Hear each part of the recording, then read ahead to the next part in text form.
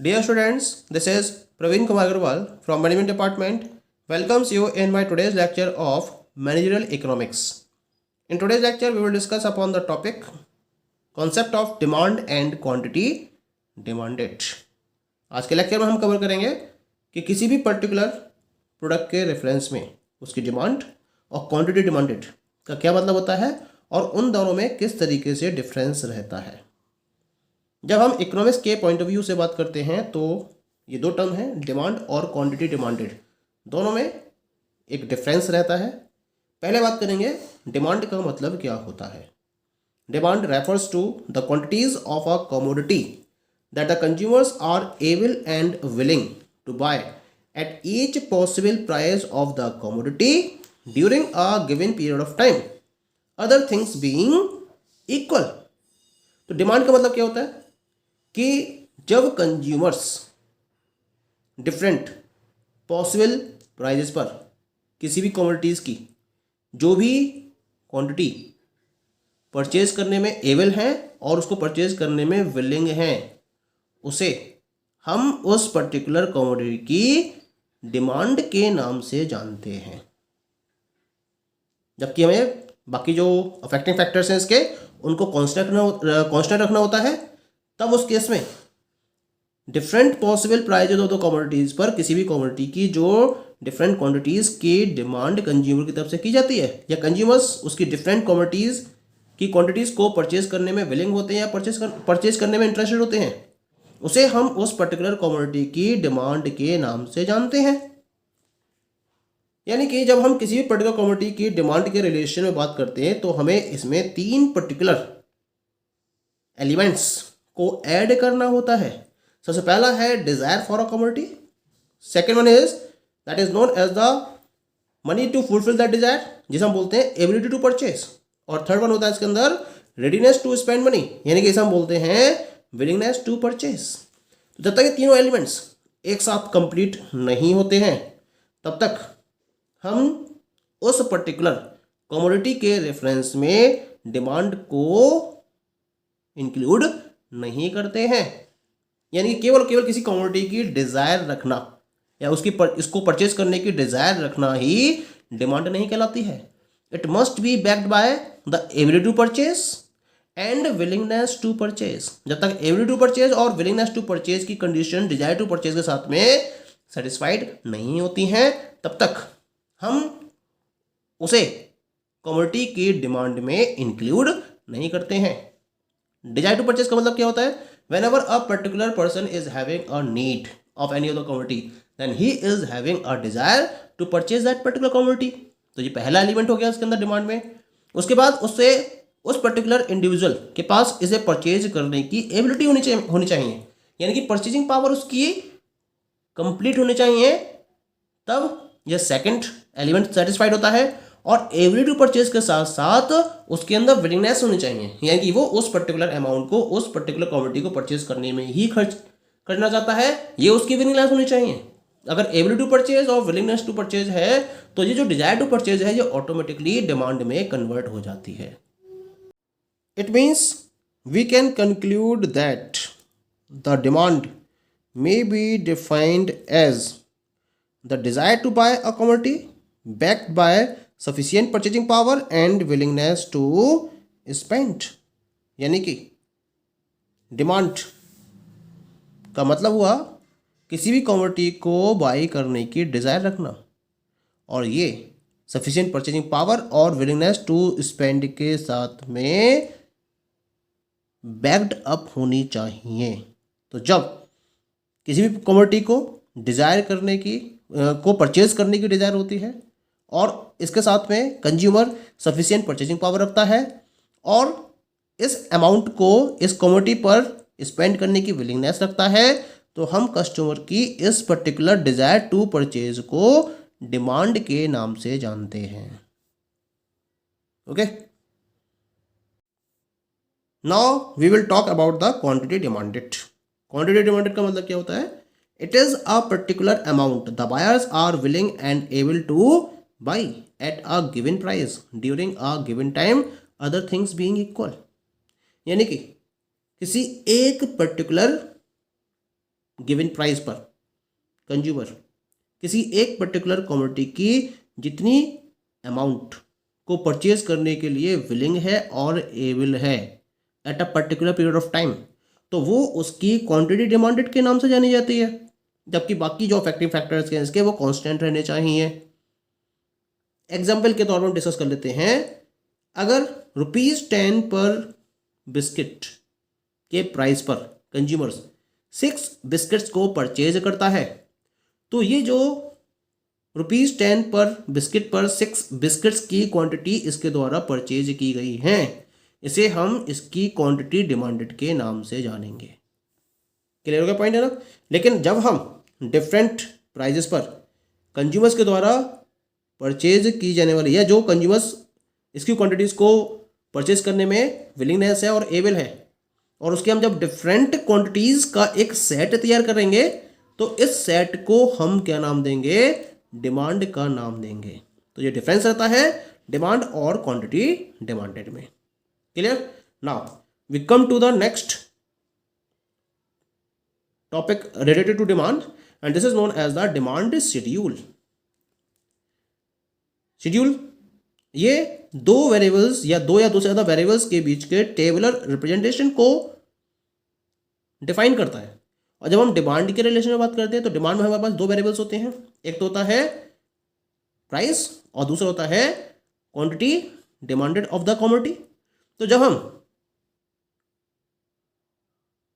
किसी भी particular commodity के रिलेशन में डिफरेंट प्राइजेस पर उसकी different commodities different quantity demanded के रिलेशन को रिप्रेजेंट करते हैं with the help of the table, तो इसे हम बोलते हैं डिमांड शेड्यूल।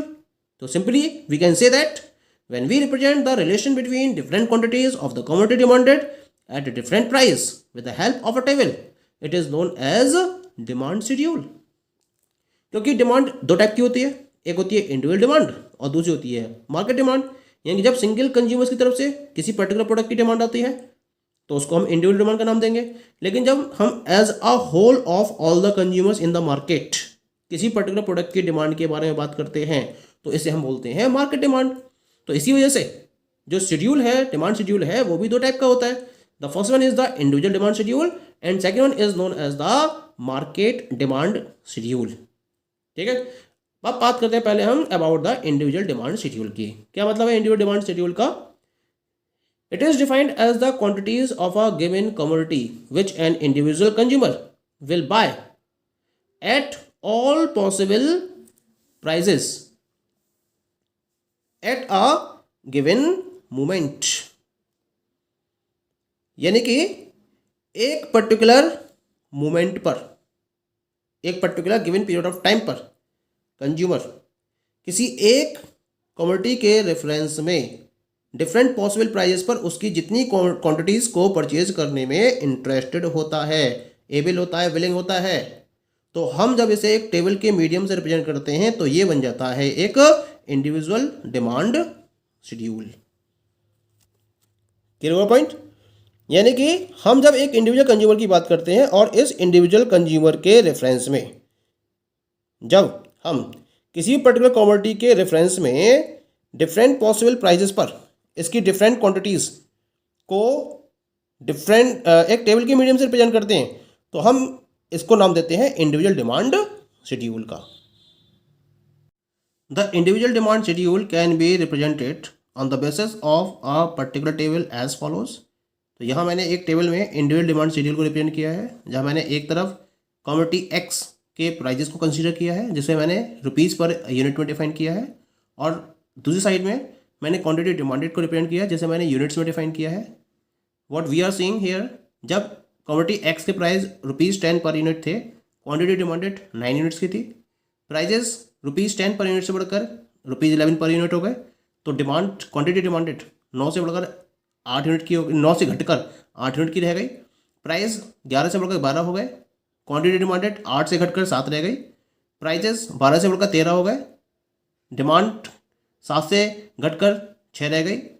ऐसे ही प्राइजेस लगातार इंक्रीज हो रहे हैं और ये ₹16 पर यूनिट तक पहुंच गए, और जो क्वांटिटी डिमांडेड है वो लगातार डिक्रीज होती रही और ये 3 यूनिट्स तक पहुंच जाती है।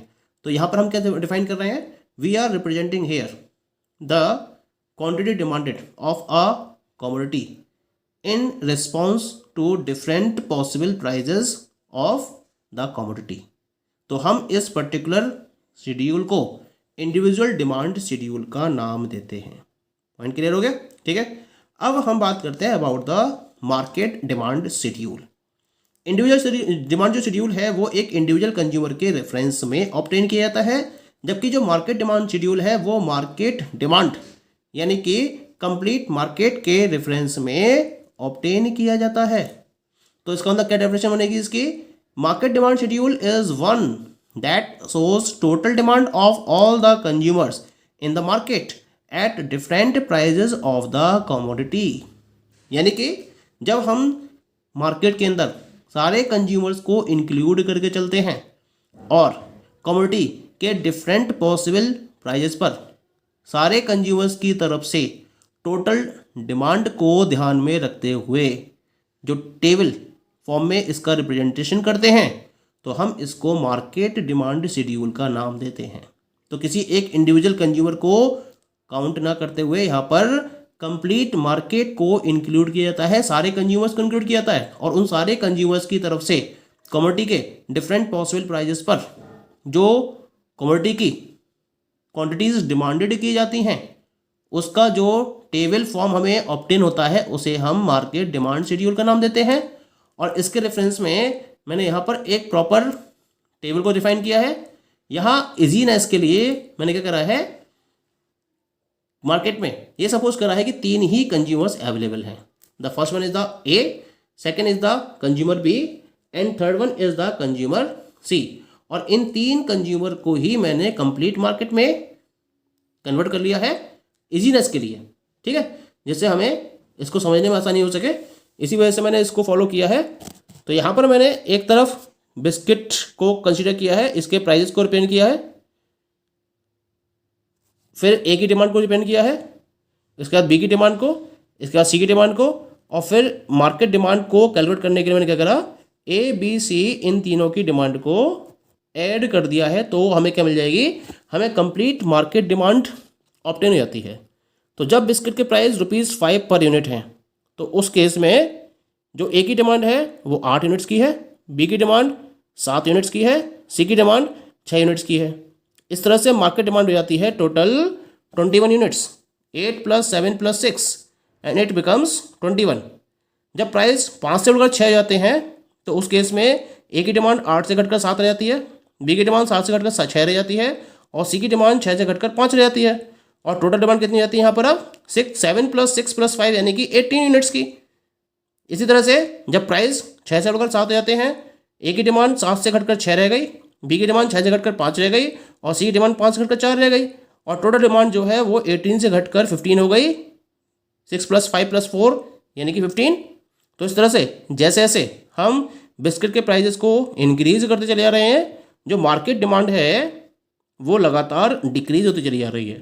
तो मार्केट डिमांड को ऑब्टेन करने के लिए हमें क्या करना पड़ रहा है, जो इंडिविजुअल डिमांड्स हैं, इंडिविजुअल कंज्यूमर्स की तरफ से डिमांड है, उनकी डिमांड को हमें ऐड करना पड़ रहा है, उसके बेसिस पर हमें मार्केट डिमांड रिसीव होती चली जा रही है।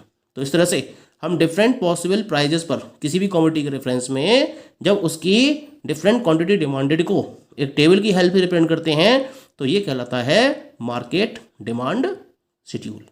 So this is the concept of market demand schedule. And इससे पहले हमने इंडिविजुअल मार्केट